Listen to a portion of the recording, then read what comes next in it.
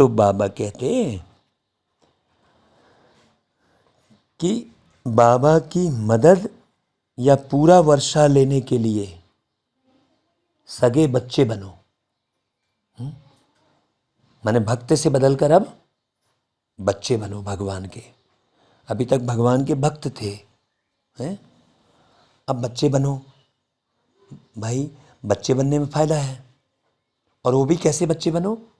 सगे बच्चे बनो। सगे अर्थात पूरा संन्यास कर पवित्रता की प्रतिज्ञा करने वाले। पूरा संन्यास अर्थात है सन्यासी है। सन्यासी का मतलब क्या हुआ? संसार से न्यासी अर्थात ट्रस्टी। पूरा पूरा ट्रस्टी, उसी को कहेंगे पवित्र। जरा भी किसी वस्तु में, किसी व्यक्ति में है, किसी आदत में रग न जुड़े, उसे कहेंगे पवित्रता। तो ऐसे पवित्रता की प्रतिज्ञा करने वाले, जैसे भीष्म प्रतिज्ञा कहते हैं। भीष्म है ना, ने क्या किया था कि आजीवन पवित्र रहूंगा, ये प्रतिज्ञा की थी, है? और आजीवन पवित्र रहे थे वो। प्रश्न, बाबा फुल रहमदिल है, कैसे? भगवान जो है दया के सागर हैं, कैसे? और कौन सा रहम? वो बच्चों पर सदा ही करते हैं। कोई बच्चा, अब इसमें बहुत गहरी बात है, कोई बच्चा कितना भी विघ्न डाले, माया के वश हो, उल्टा कर्म कर ले, लेकिन फिर भी अगर कोई भूल महसूस करता है तो बाबा उसे शरण ले, कहते हैं अच्छा फिर से ट्रायल करो भाई, कोई बात नहीं है, अवगुणों को निकाल, गुणवान बनो। अवसर सबको देते हैं बाबा। तो ये बात सुनकर हमारी बुद्धि में क्या आना चाहिए भाई? कि कोई कितना भी विघ्न डाले, कुछ करे, अगर वो गलती की मान लिया है अपनी, तो उसको फिर अपना साथी बनाकर, उसको साथ में रखकर उसका कल्याण करो, आगे बढ़ाओ। बाबा फुल रहमदिल। मैंने रहमदिल का अर्थ क्या हुआ? कि कोई गलती किया और उसने स्वीकार कर लिया, तो उस बात को भूल जाओ, बार बार उसको टॉर्चर मत करो। देखो कि तुमने किया था ऐसा, क्योंकि जानते हैं बाबा कि बच्चे और कहाँ जाएंगे, आखिर कहाँ जाएंगे इसके अलावा, है? सदा सुखी रहे, यह बाबा की आश रहती है। अच्छा भाई, बाबा कहते हैं भाई, जैसे वो गीत है ना, तुम्हारे बुलाने को जी चाहता है ना? तो किसको बुलाने का जी चाहता है भाई? इस संसार में सब लोग किसको ढूंढ रहे हैं? भगवान से मिलने की तमन्ना क्यों है? सोचो, इतना अमरनाथ, काशीनाथ, पशुपतिनाथ सब जगह भागते हैं, चाहे किसी भी धर्म के लोग हों, हैं? दूर दराज जाते हैं कि भगवान वहाँ मिलेंगे, यहाँ मिलेंगे। जरूर भगवान कुछ विशेष देते होंगे ना भाई, हैं? तब तो भगवान से मिलने की तमन्ना रहती है, चाहे वो करोड़पति रहे, अरबपति रहे, जैसा भी रहे, क्योंकि दुनिया में कोई नहीं दे सकता। तो बाबा कहते, मीठे मीठे बच्चे, तुम्हें गोप गोपियां भी कहा जाता है। वास्तव में सतयुग में गोप गोपियां नहीं होते हैं। सोचो, वहाँ तो राजधानी चलती है ना भाई। गोप गोपियां संगम युग पर हैं, जबकि गोपी बल्लभ भी आते हैं। बल्लभ परमात्मा को कहा जाता है। अब किसी को ये नहीं मालूम। बच्चे याद करते हैं कि बाबा फिर से आओ, तो सभी सेंटर्स के बच्चे होंगे ना भाई। सबको पता है कि बाबा इस समय मुरली बजाते होंगे, वह मुरली टेप में भरती होगी, लिखते भी होंगे, फिर अलग अलग मीडिया से प्रिंटिंग भी होती है, हैं? फिर हमारे पास आती है। हम धारणा करेंगे, फिर हम धारणा कराएंगे। ये सब समझते होंगे कि मधुबन में तो गोप गोपियाँ गोपी बल्लभ से सम्मुख सुनते होंगे। वही मुरली फिर हम 4-5 दिन के बाद सुनेंगे। ऐसे ख्यालात चलते होंगे ना भाई। कहते हैं बाबा आप आओ तो हम सदैव मुस्कुराने लग जावे। अब ये अनुभव कौन करेगा पूरे समय? जो अच्छी रीति बाबा को याद करता होगा, मिला होगा बाबा से साकार में। अब अगर मैं अपनी बात कहूँ तो भाई मुझे याद आता है, अभी जैसे पांडव भवन में बैठा हूँ तो मुझे रह रह के बाबा की याद आ रही है बहुत। क्यों पिछले जन्म में भी मैं बाबा से मिला हूँ, ये 100% सच्चाई है, तय है ये। तो जो मिला होगा शिव बाबा से साकार में, वही तो अनुभव करेगा बहुत गहरे से। भाई जैसे देवताएं सदैव हर्षित रहते हैं, भाई देवताओं की मंदिर में मूर्ति में जाकर देखते हैं तो कैसा खुशनुमा चेहरा दिखता है। सोचो, वहाँ यथा राजा रानी तथा प्रजा सब हर्षित रहते हैं? क्यों रहते हैं भाई? क्योंकि यहाँ से पूरा खजाना लेकर जाते हैं। वहाँ दुख का नाम निशान नहीं रहता। भाई यहाँ तो है ही प्रजा का प्रजा पर राज्य, हर एक दूसरे का मालिक है। चाहे कोई किसको भी चिल्ला दे रहा है, चाहे कोई भी किसी के ऊपर अधिकार जमा दे रहा है तो बार बार दुख हो रहा है? बाप बेटे पर अधिकार जमा दे रहा है तो बेटा बाप पर अधिकार जमा दे रहा है, तो भाई भाई पर कर दे रहा है, तो बहन के ऊपर कर दे रहा है। सोचो, यहाँ है ही प्रजा का प्रजा पर राज्य। चाहे कोई भी किसी के खिलाफ रिपोर्ट लिखा दे तो बस उसको, चाहे वो गलती किया हो नहीं किया हो, लेकिन उसको नियम ऐसे बने हुए हैं कि जाओ भैया पहले तो बैठो और अपनी सच्चाई बताओ। फिर वहाँ भी सच्चाई पूरी बताने से कुछ नहीं होगा भैया, सीधे कोर्ट जाओ, फिर चक्कर लगाओ। तो एक प्रजा ने दूसरी प्रजा पर किस तरीके से कैसा भी शासन कर रहे हैं, तो दुख तो होगा ही। चाहे जिसके ऊपर भी जिस ज्योलिसी के वशीभूत होकर जैसा भी आरोप प्रत्यारोप लगाते रहते हैं, वहाँ तो ऐसा राज्य नहीं होगा भाई। बाबा के पूरे सिस्टम को बदलते हैं, तो उस सिस्टम पर चलने वाले लोग भी तो चाहिए ना, तब तो बाबा को समझाना पड़ता है ना भाई, है कि भाई ये सिस्टम अभी चल रहा है दुनिया में, लेकिन अब ये सिस्टम हटाओ भाई।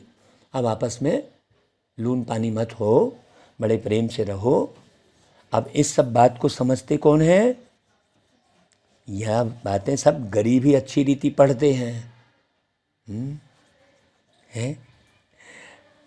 और जैसे भाई अभी की दुनिया में भी गरीब भी कोई एमएलए और कोई एमपी बन जाते हैं ना, अभी तो राष्ट्रपति बने हैं। सोचो, यहाँ गरीब ही पढ़ सकते हैं, वारिस भी गरीब ही बनते हैं। साहूकारों को तो लफड़ा बहुत रहता है, जमाने भर का कारोबार रहता है। एक तो धन का नशा, दूसरा फिर फुर्सत ही नहीं मिलती, तो साहूकार बलि भी नहीं चढ़ सकते भाई। जैसे हैं तन मन धन सहित बलि चढ़ जाएं, पूरा न्यौछावर हो जाएं, ऐसा कहाँ होता है। साहूकारों का तो हृदय विदीर्ण होता है, फुरना बहुत रहता है, इसलिए साहूकार बलि नहीं चढ़ सकते, वो नहीं उठा पाते। गरीब झट बलि चढ़ते हैं। इसमें भी पहले नंबर में कन्याएं जाती हैं, क्योंकि कन्याओं का भविष्य तो बेचारों का कोई निश्चित नहीं रहता, कब कहाँ शादी में किसके यहाँ ढकेल दें, कैसा परिवार मिल जाए। तो इसलिए अभी देखो, मम्मा भी कन्या है ना भाई, बाबा की बनी और कहेंगे बस मेरा तो एक शिव बाबा, दूसरा ना कोई। इसको बलि चढ़ना कहा जाता है। गृहस्थ व्यवहार में रहते हुए भी जैसे कि वहाँ नहीं है। अब उसमें केवल एक कन्या की बात नहीं है, आत्मा की बात है ना भाई, पुरुष की बात है। बुद्धि में शांति धाम सुख धाम ही बसता है। अब हम जाते हैं स्वीट होम, फिर स्वीट रजाई में आएंगे। तो गृहस्थ व्यवहार में रहते रचना की भी पालना करनी है, परंतु श्रीमत से। वही हमने कहा भाई, जो श्रीमत पर चलेगा उसके लिए कोई फिर नियम कानून नहीं रह जाता। श्रीमत पर चले तो कहाँ का नियम कानून फिर। श्रीमत तब मिले जब बलि चढ़े।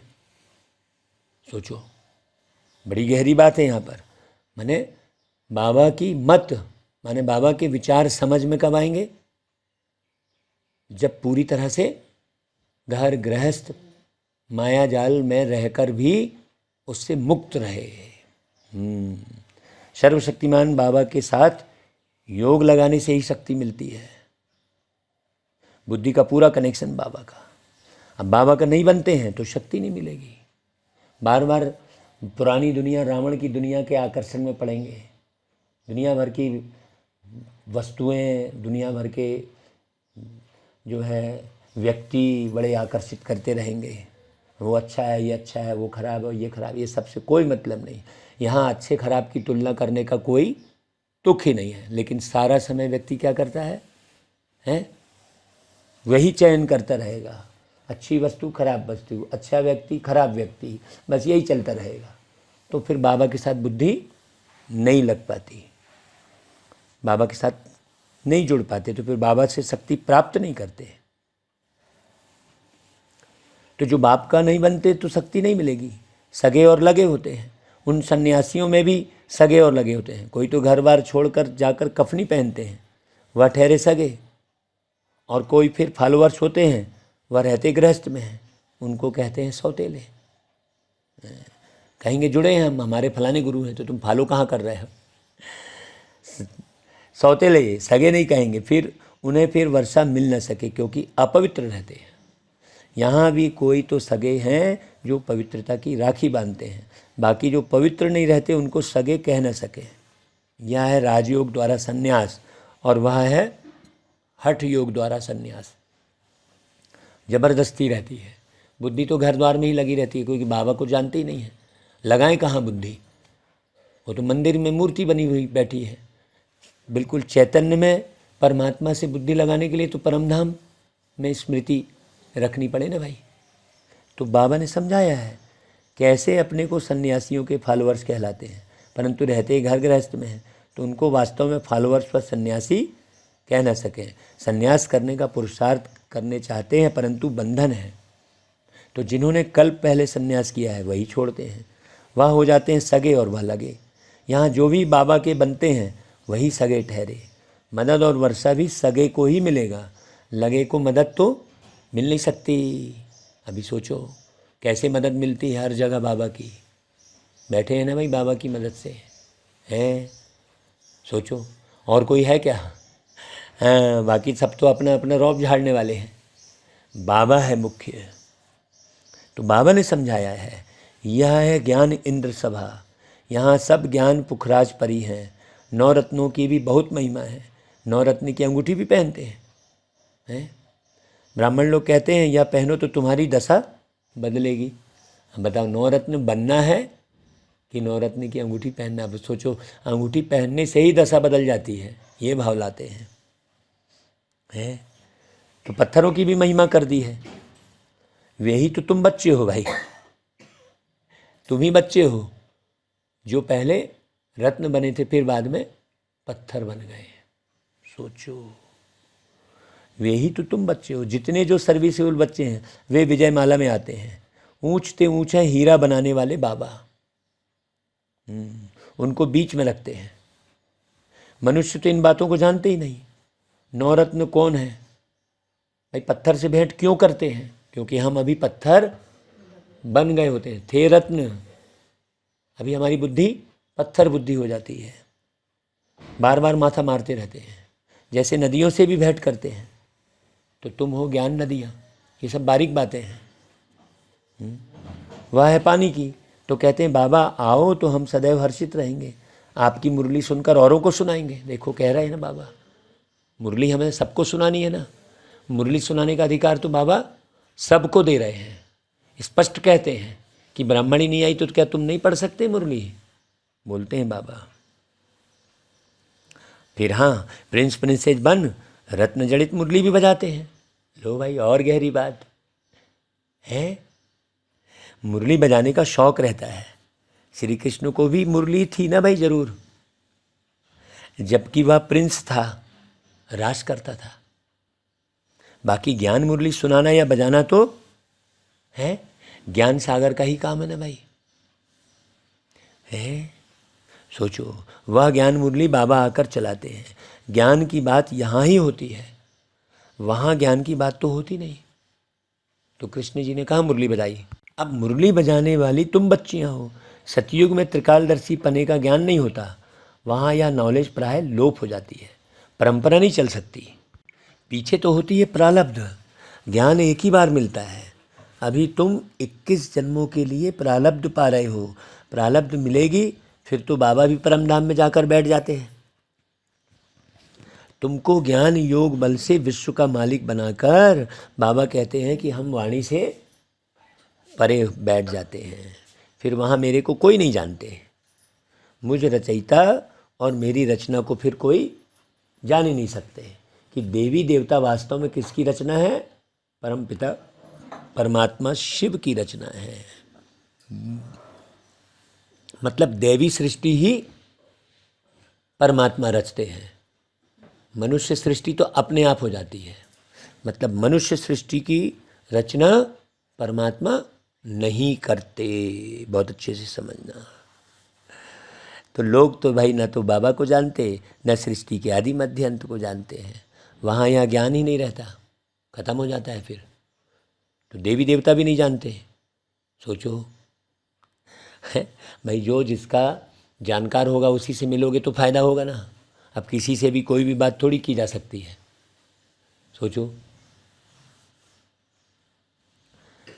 तो वहाँ तो यह ज्ञान ही नहीं रहता है। राधे कृष्ण को वहाँ यह पता हो कि फिर 14 कला बनना है तो राज्य ताज की खुशी ही गुम हो जाएगी, नीचे उतरेंगे करके, ये तो मालूम ही नहीं रहता ना भाई। यह ज्ञान वहाँ रहता ही नहीं। बाबा हर बात क्लियर करके समझाते हैं।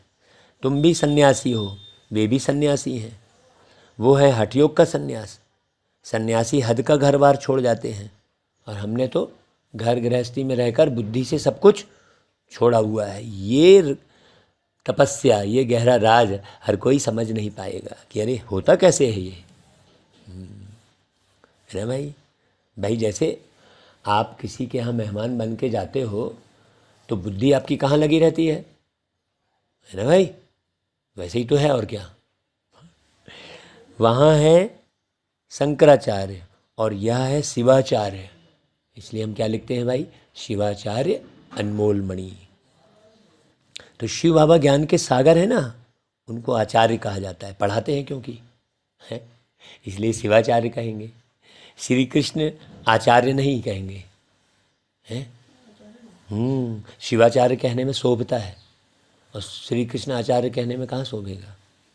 भगवान शिवाचार्य बैठ तुम बच्चों को समझाते हैं, राजयोग सिखलाते हैं। वह हठ योगी हैं, वह राजयोग सिखला न सके, या बेहद के बाबा ही शतयुग का राज्य प्राप्त कराने राजयोग सिखलाते हैं। अब इसमें भी गहरा राज है ना, सतयुग का राज्य प्राप्त कराने का अर्थ भी बड़ा गहरा है। तुम अब बाबा के पास आए हो, वे जन्म बाई जन्म संन्यास लेते हैं, लेकिन बाबा के पास थोड़ी जाते हैं। तुम 21 जन्म फिर संन्यास नहीं लेते हो। तुम जानते हो यह पुरानी दुनिया है, हम इसको ठोकर मारते हैं। शिव बाबा ने 2 प्रकार की यात्रा समझाई है, एक है रूहानी यात्रा, दूसरी जिस्मानी। सुप्रीम बाबा कहते हैं मैं तुमको यात्रा पर ले जाता हूँ, फिर तुम मृत्यु लोक में नहीं आएंगे। बाबा हैं सुप्रीम पंडा, उनके बच्चे भी पंडे ठहरे, तो तुम हो रूहानी पंडे, रूहानी यात्रा कराने वाले। यह धारण करने की बातें हैं सब, बातें अच्छी रीति धारण कर समझाते हैं। कोई फिर ऐसे भी हैं जिनका योग पूरा ही नहीं रहता, समझते ही नहीं कुछ। भल ज्ञान की धारणा अच्छी रहती है, योग नहीं ठहरता है। ज्ञान में माया इंटरफियर नहीं करती, योग में माया इंटरफियर करती है, आपस में मिलने नहीं देती। जुड़ने नहीं देती। यहाँ ऐसा है, वहाँ वैसा है करती रहेगी। जैसे रेडियो में स्पीच करते हैं तो लड़ाई जब लगती है तो एक दो का आवाज़ सुनने नहीं देते हैं। खिटखिट करते हैं तो योग में माया भी इंटरफियर करती है। भारत में योग का नाम मशहूर है। बड़ी गहरी बात है भाई ये। प्राचीन योग किसने सिखाया? उन्होंने तो श्री कृष्ण भगवानुवाच कह दिया है। श्री कृष्ण तो है सतयुग में, फिर उनका नाम रूप देश काल बदलते बदलते यह है अंतिम जन्म। फिर उनमें बाप प्रवेश कर उनको यह बना रहे हैं। तो तुम जानते हो, ब्राह्मण सो देवता बने, फिर क्षत्रिय सो वैश्य सो शूद्र बने अपने आप। उसको थोड़ी बनाना पड़ा है। अब जैसे लोहे का जंग, लोहे को जंग लग जाती अपने आप, जंग लगानी थोड़ी पड़ती है। बाबा बैठ समझाते हैं, मैं जो भी तुमको नॉलेज देता हूँ वह प्राय लोप हो जाती है। ये है ओरिजिनल नॉलेज। बाकी दुनिया में आर्टिफिशियल, तो आर्टिफिशियल की क्या वैल्यू? ओरिजिनल तो जितना पुराना होते जाएगा उतना ही उसकी वैल्यू बढ़ती चली जाएगी। कीमत बढ़ती जाएगी। अब सोना आपने ख़रीदा होगा आज से 50 साल पहले, और आज वही सोना कितनी वैल्यू बढ़ जाएगी ओरिजिनल की। और वही आप डुप्लीकेट खरीदे रहोगे तो कोई वैल्यू नहीं उसकी। तो ज्ञान भी दुनिया में, हाँ, डुप्लीकेट ज्ञान सुनाने वाले बहुत रहते हैं, समझना। बाबा बैठ समझाते हैं, मैं जो भी तुमको नॉलेज देता हूँ वह प्राय लोप हो जाती है, इस द्वारा सुनाता हूँ। तो पहला नंबर नंदी ब्रह्मा। मेला लगता है ना भाई ब्रह्मपुत्रा और सागर पर। यह ब्रह्मपुत्रा है बड़ी नदी जो धारण करके कराते हैं। सबसे बड़ी नदी ब्रह्मपुत्र नदी है। सोचो, ब्रह्मपुत्र नदी कह रहे हैं, माने ब्रह्मा के पुत्र पूरे विश्व में फैल गए। हाँ, ज्ञान नदियाँ बनकर जो धारण करके कराते हैं वही उस नदी की धारा कहलाएंगे। तो मैन तो ब्रह्मा ही है ना भाई, जहाँ से सारी नदियाँ निकल रही हैं। तो बरोबर भगवान रूप बदल कर आए हैं। जो निराकार रूप है वह बदल कर साकार में आते हैं। ब्राह्मणों का सबसे ऊंच कुल है। बाबा ब्रह्मा मुख कमल द्वारा ब्राह्मणों को ज्ञान दे देवी देवता धर्म और क्षत्रिय धर्म की स्थापना करते हैं। सतयुग त्रेता में और कोई धर्म होता ही नहीं। अब स्थापना हो रही है। राधे कृष्ण जो है वह लक्ष्मी नारायण बनते हैं। जिन्होंने भी पढ़ाई की है वह सतयुग में तो जरूर आएंगे, क्योंकि अविनाशी ज्ञान का विनाश होता नहीं है, मर्ज हो जाता है।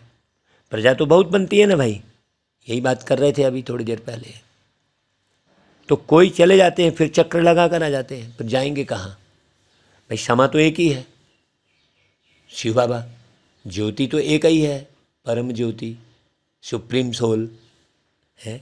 बाकी परवाने अनेक हैं जो समा पर आते हैं। भागंती हो जाने वाले भी फिर आएंगे। सदगुरु की निंदा कराई है फिर भी बाबा के पास आते हैं तो समझाया जाता है, फिर से तुम यह ज्ञान उठा सकते हो भाई। वह फील करते हैं बरोबर हमारी ही भूल है, तो उनको भी शरण लेना पड़ता है, फिर उनकी भी सेवा करेंगे। अंत तक फुल रहम करना है। कितना भी विघ्न डालते हैं फिर भी कहेंगे भला आओ, ट्रायल करो, मना नहीं है। हाँ, बाबा है ही फुल रहम दिल। बहुत गहरी बात समझना। फिर जितनी भी शैतानी करे, बदमाशी करे, लेकिन उस बच्चे को अवसर दिया जाता है। तो जैसे बाबा हैं वैसे बाबा के बच्चे भी बहुत हैं। तो तुम उनके बच्चे हो ना भाई। कहते हैं माया ने भटकाया है, फिर भी उनकी सर्विस की जाती है। शरण में आते हैं तो फिर उठाना है। अवगुण को निकाल गुणवान बनाना चाहिए। बाबा कभी दुश्मन नहीं बन सकते किसी के भी। बेहद के बाबा कहेंगे कि बच्चे सुखी रहो। रहम आता है, कहाँ जाएंगे भाई? रामायण में भी यही दिखाया है ना, रामचंद्र जी ने रहम किया है। जाओ भाई, तुम्हें अवसर दे रहे हैं, जाओ। बीच में छोड़ा ना। जहाँ बाबा से वर्षा ले सके वहीं तो जाएंगे ना भाई। तो बाबा सब बातें समझाते हैं। बहुत नहीं धारण कर सकते तो फिर थोड़ा ही सही। अच्छा, मन मना भाव। आप एक बाबा को तो याद करो कम से कम। बाबा की याद में रहो। आत्मा का स्वधर्म शांत है तो शांत रहो। तो बाबा कहते हैं अटेंशन प्लीज, सावधान, अपने बाबा को याद करो। बाबा को याद करने से वर्षा फिर जरूर याद आएगा। तो फिर डिसीजन लोगे आप क्या बनूं? ऐसे नहीं हो सकता वर्षा याद ना आए। बाबा और वर्षे को याद करने से तुम जीवन मुक्त बनते हो। कितनी सहज बात है, नाम ही रखा है ना भाई, सहज राजयोग। योग कहने से ही मूंझते हैं फिर कई लोग। यह तो बाबा को याद करना है ना, बस सिंपल सी बात है। बाबा कहते हैं अरे बच्चे तुम बाबा को भूल जाते हो। जिस बाबा से हीरे जैसा जन्म मिला है तुम उनको भूल जाते हो। भाई लौकिक बाबा को कभी भूलते हो क्या अपने बाप को? बाबा को भूला तो वर्षा गुम। अपने को आत्मा निश्चय कर बाबा को याद करना है। आत्मा अभिमानी के बदले देह अभिमानी बनने से फिर धोखा खाते हैं। बाकी तो सन्यासियों का तो निवृत्ति मार्ग है। भारत पतित बनना शुरू हो जाता है तो वह आकर मरम्मत करते हैं। अपवित्र बनने से थामते हैं, कुछ रोकते हैं। उनमें प्योरिटी की ताकत रहती है। प्योरिटी है तो पीस प्रॉस्पेरिटी भी है। भाई कन्या भी पवित्र है तब तो उनको माथा टेकते हैं, फिर देवताएं पवित्र हैं तो सब उनको माथा टेकते हैं। सतयुग में माथा टेकने की बात ही नहीं है, क्योंकि सब पवित्र रहते हैं।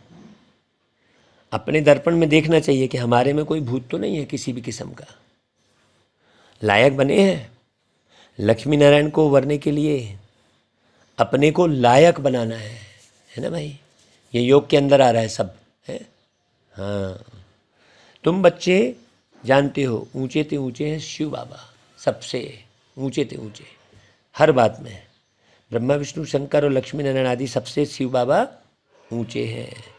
एक शिव बाबा ही हीरे जैसे हैं, बाकी इस समय सब तमो प्रधान कौड़ी जैसे हैं। इसलिए बुद्धि कहीं भी लटकानी भटकानी झटकानी नहीं है। हाँ, महिमा सारी एक की ही है। सारे सृष्टि को स्वर्ग बनाना, यह काम तो परमपिता परमात्मा, पारलौकिक परमपिता परमात्मा निराकार शिव बाबा का ही कार्य है। अच्छा भाई, बाबा फिर याद प्यार देते, गुड मॉर्निंग करते, नमस्ते करते हैं।